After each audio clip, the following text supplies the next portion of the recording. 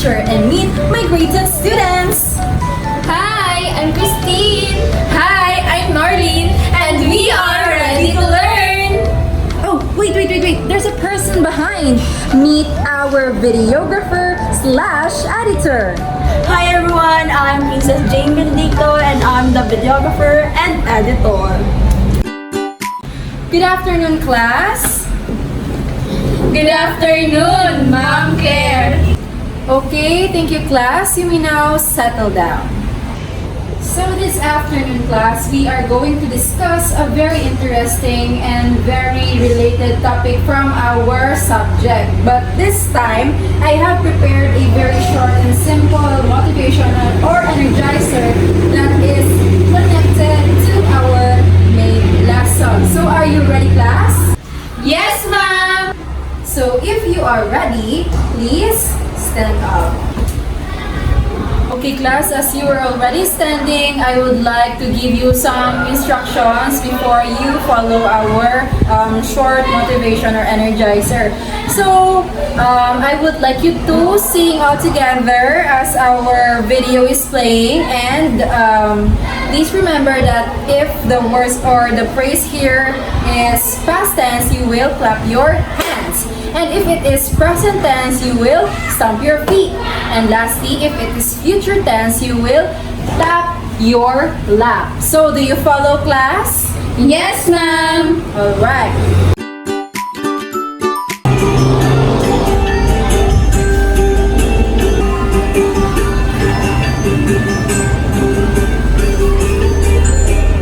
Past is then, the present is now, the future is later.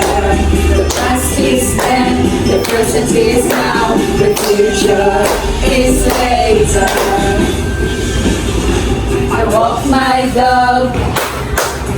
I am walking my dog. I will walk my dog to the shrubs. I jump so high. I am jumping so high. I will jump so high. On the trampoline. The past is gone, the present is now, the future is later. The past is then, the present is now, the future is later. Alright. So, did you enjoy, class? Yes, ma'am. So, this time, you may now be seated. Thank you so Thank you, much. ma'am. So this time, we are going to proceed to our main discussion, which is all about verb tense. But before that, I would like to ask you if you have an idea what is the meaning of verb. Yes? So verb is an action word that you will find in a certain context or sentence. Thank you so much for giving your specific idea about what is verb. But this time, I would like to ask you if you have your prior knowledge about what is a verb tense. Okay, yes? Verb tense indicates the time an action or situation takes place. Okay, correct. Thank you so much. This time, we are going to proceed now to our main topic. But first, we should know the objectives of this lesson. So first, students will identify the verb tenses in context. Second, apply them accurately in a speaking or writing and differentiate nuances between tenses. And last, assess through quiz and written exercises. So, you're expected to answer my given quiz later on after our discussion. So, this time, let us now further understand what is a verb tense. So, please read all together what is verb tense. Verb tense. Tense tells when the action or state of being takes place. Alright, so it categorizes an action where it takes in a certain time or place. So this time, these categorized samples are the past tense, present tense, and the future tense. So have you encountered this already? Yes, ma'am. Okay, so can you give me a short or simple definition of what is past tense? Me, ma'am. Yes? So past tense is a event or happenings that already happened or already in the past. Okay, thank you so much. So that is right. Past tense is what already happened in the past. So next is present tense. So what is your idea? Yes? So present tense is a type of verb tense that used to indicate an action that is currently happening. Okay, very good. And last, we have the future tense. So, any idea? Me, ma'am. Yes. So future tense is a type of verb tense that the action is have not yet happened. Okay, so the action have not yet happened. That's right. So your ideas altogether are all correct. However, let us check furthermore of what its definition. Present tense describes events happening now or general truths. You are right. Your definition and explanation is correct. Thank you so much. So, in present tense, the occurring event is current, and you will understand it later on with our following example. So here is our simple present tense, which it has its singular subject.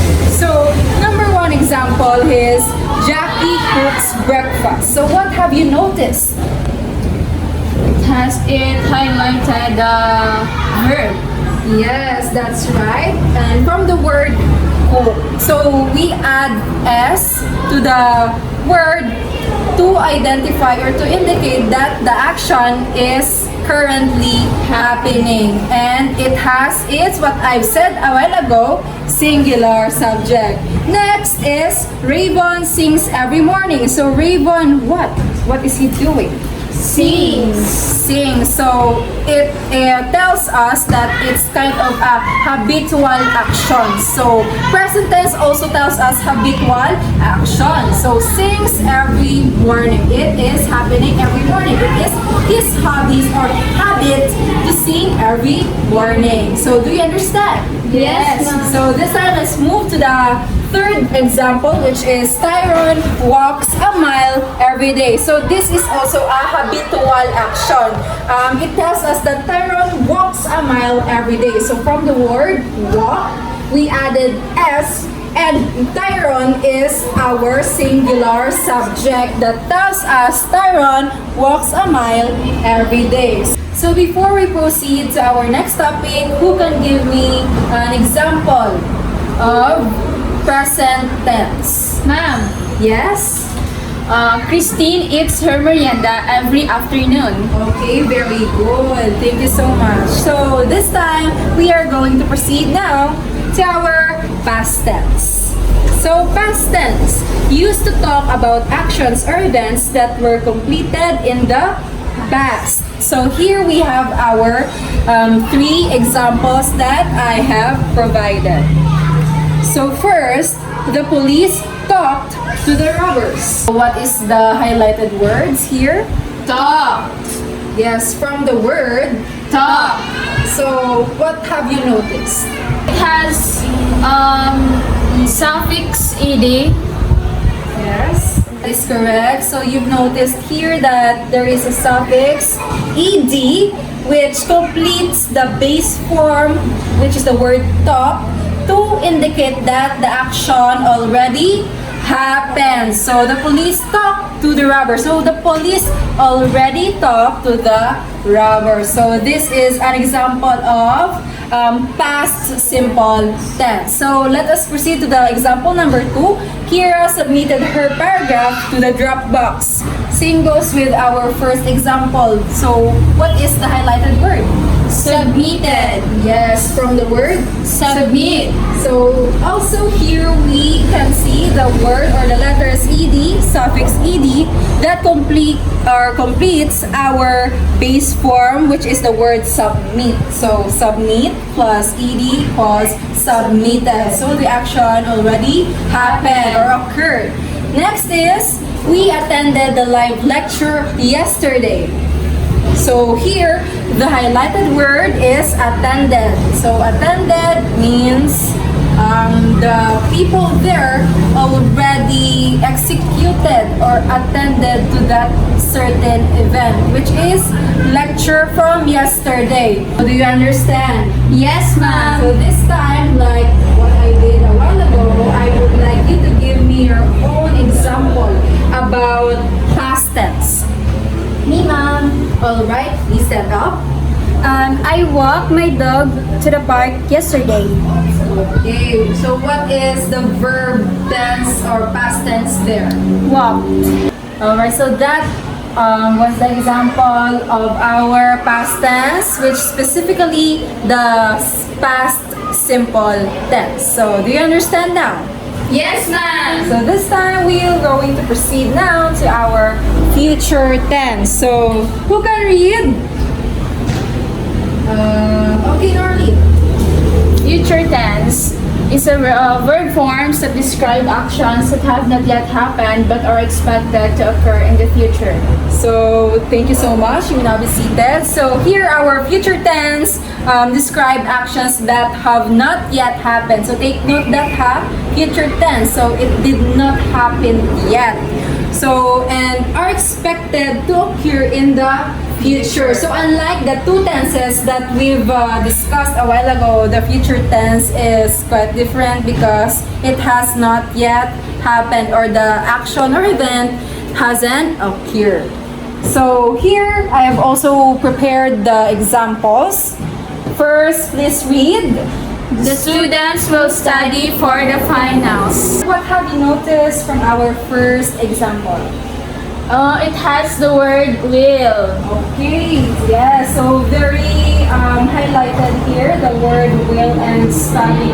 So it indicates that a certain action has not yet happened. So again, the students will study for the finals. Will study means they were just about to Study. Okay, so the action is just about to happen. That's right. So next is, I will pass this class.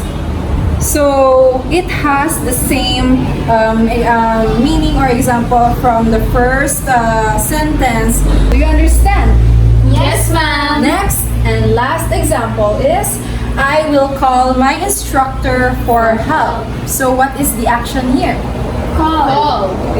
So maybe the student is just about to ask for help from her or his instructor. So again, here are the examples of our future tense. So always remember that in future tense, the actions have not yet happened. Or yes, that's right, it happened, did not happen or haven't yet occurred. So are you ready to take this short quiz? Yes, ma'am. Here is the test one.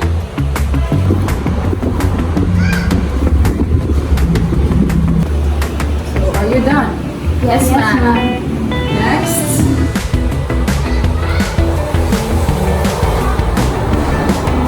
So the method that we used in our demo teaching is inductive and deductive. So inductive, which is student-centered. So you've noticed from our discussion that I asked some ideas from my students about what they have already know.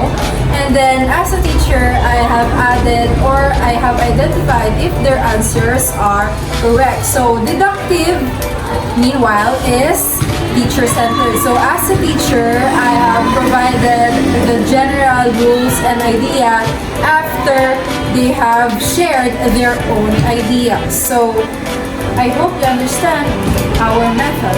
So thank you so much and bye.